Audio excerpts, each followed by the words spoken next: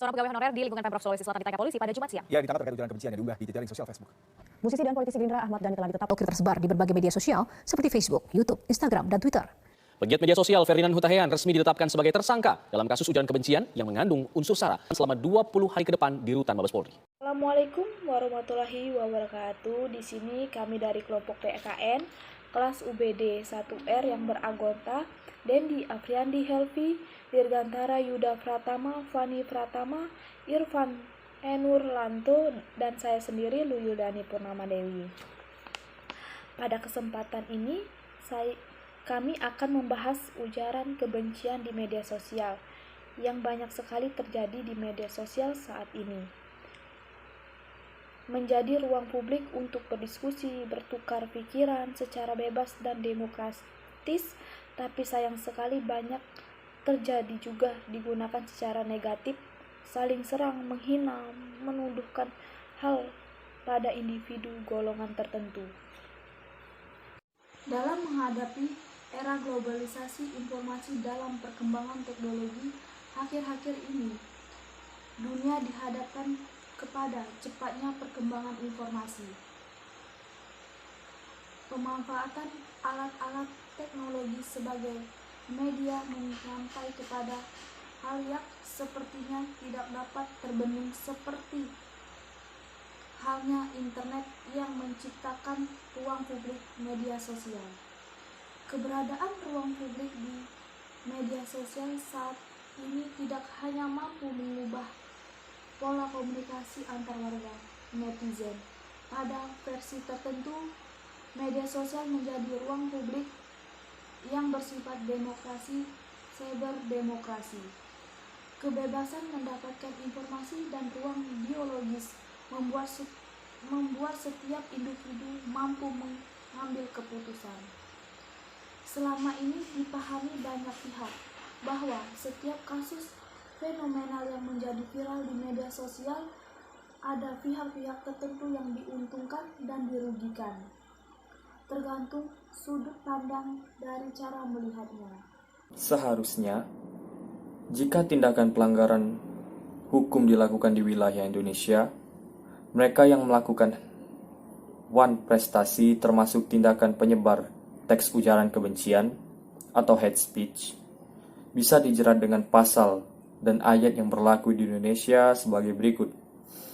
Barang siapa di muka umum menyatakan perasaan kebencian, permusuhan, dan penghinaan terhadap suatu atau beberapa golongan rakyat Indonesia, diancam dengan pidana paling lama 4 tahun dan denda pidana paling banyak Rp4.500. KUHP pasal 156. Seorang memposting teks ujaran kebencian atau hate speech di ruang publik media sosial bukan tanpa makna. Sementara teks ujaran kebencian itu sendiri keberadaannya tergantung dari jenis kalimat, tujuan, dan konteks. Ujaran kebencian atau hate speech sendiri adalah tindakan komunikasi yang dilakukan oleh individu atau kelompok. Kelompok dalam bentuk provokasi, hasutan, ataupun hinaan. Hinaan kepada individu atau kelompok yang lain dalam hal berbagai aspek seperti ras, warna kulit, gender, kecacatan, orientasi seksual, kewarganegaraan, agama, dan lain-lain. Berbagai kalimat teks ujaran kebencian atau hate speech di media sosial ini lebih dominan dimaknai untuk menyerang lawan.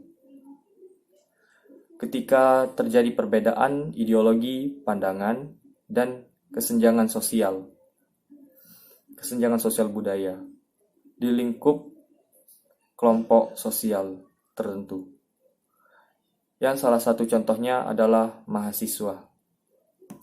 Semakin besar tingkat postingan mengekspos ujaran kebencian, semakin besar pula potensi mereka untuk menjatuhkan lawannya. Misi pembuat tes ujaran kebencian hate speech adalah penyampaian pesan negatif dan provokatif kepada lawannya. Misi pembuat teks ujaran kebencian hate speech adalah penyampaian pesan negatif dan provokatif kepada lawannya. Motif bisa berupa balas dendam terhadap objek tertentu yang dianggap sebagai lawannya. Fakta menyebutkan bahwa faktor yang menyebabkan seseorang melakukan ujaran kebencian hate speech dalam penyampaian pendapat di dalam media sosial adalah diantaranya mahasiswa merasa tidak suka salah satu lawannya, tidak senang terhadap apa yang disampaikan atau dilakukan oleh lawannya itu. Contohnya, kasus teks ujaran kebencian atau hate speech yang berdampak luas ketika aksi demonstrasi mahasiswa menolak RUU KUHP pada September 2019. Aksi itu muncul atas kebijaksanaan pemerintah untuk merevisi UU KUHP yang isinya dirasa oleh mahasiswa dan masyarakat konyol dan tidak masuk akal. Hal ini menyulut mahasiswa untuk tergerak menolak RUU KUHP tersebut. Namun, ketika aksi tersebut berlangsung, ada oknum tertentu yang mempengaruhi keadaan dengan menyebarkan teks ujaran kebencian yang mengatasnamakan mahasiswa terhadap pemerintah. Padahal, mahasiswa yang hanya ingin menyampaikan kritisannya terhadap kebijakan pemerintah tersebut dengan cara demokratis. Sayangnya, aksi tersebut tercoreng oleh perbuatan oknum yang tidak bertanggung jawab. Hampir semua aturan yang tidak membatasi setiap ungkapan kata yang keluar dari ujaran kebencian itu. Artinya, variabel yang digunakan untuk mengkategorikan teks ujaran kebencian masih bisa diperdebatkan. Teks ujaran kebencian atau hate speech tidak semuanya berdetensi atas perasaan dendam yang dibuat oleh individu atau kelompok mahasiswa tertentu, tapi juga banyak dipengaruhi oleh rasa ketidaksukaan sesaat dari individu terhadap objek tertentu, sehingga berujung pada penulisan teks ujaran kebencian atau hate speech di berbagai media, termasuk media sosial yang berdampak luas di masyarakat. Postingan isu atau hoaks, ujaran kebencian atau hate speech di ruang publik. Media sosial tersebut memicu aksi bentrok yang berujung pada penyerangan terhadap aparat keamanan. Kasus ini dapat dimaknai bahwa secara kualitatif hampir semua teks ujaran kebencian hate speech, baik disengaja atau tidak oleh pembuatnya, lebih cenderung digunakan sebagai amunisi untuk menyerang kelemahan lawannya daripada dikonsumsi sebagai wahana kritik di ruang publik media sosial untuk memberikan pandangan positif terhadap pihak yang berselisih paham. Dampak yang ditimbulkan dalam menggunakan teks ujaran kebencian atau hate speech di kalangan mereka atau mahasiswa adalah diantaranya berpengaruh terhadap psikologi korban, menimbulkan perasaan menyinggung kepada lawan, tersebarnya virus kebencian, bahkan dapat menimbulkan konflik yang berdampak luas.